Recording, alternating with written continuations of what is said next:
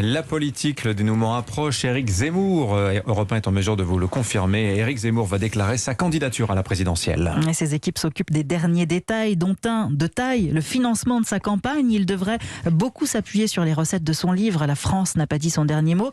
Recettes estimées à plusieurs millions d'euros. Bonjour Louis Dragnel. Bonjour. Chef du service politique d'Europe 1 en direct avec nous. Le sujet de ce financement est très sensible, plus encore depuis les déboires de Nicolas Sarkozy. Alors comment Éric Zemmour s'organise-t-il ? Tout d'abord, à en croire son équipe qui a épluché tous les Macron Leaks pendant l'été pour s'inspirer de la campagne d'Emmanuel Macron en 2016.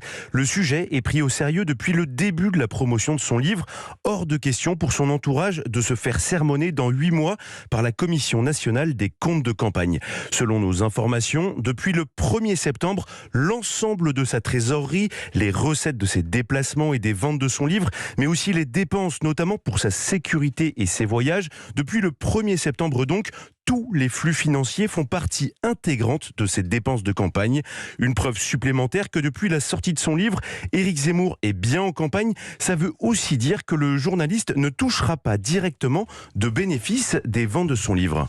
Louis, on veut savoir, dites-nous, quand Éric Zemmour fera-t-il sa déclaration de candidature ? Alors à cette question, un proche du polémiste qui ne prononce jamais le nom d'Éric Zemmour mais parle de Z m'a répondu Z comme Zénith. Ça veut dire premier grand meeting le 5 décembre au Zénith de Paris. Ce n'est pas un hasard, ça tombe juste après la désignation du candidat de la droite à la présidentielle.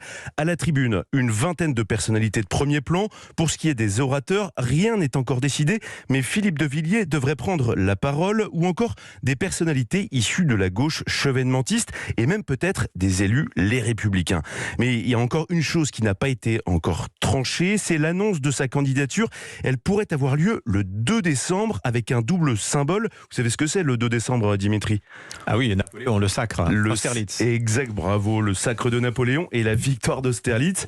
Et vous l'avez compris aussi, je pense, ça permettra aussi d'officialiser sa candidature et c'est nécessaire et c'est même indispensable pour obtenir les 500 parrainages de maires. Louis Dragnel, le chef du service politique d'Europe 1.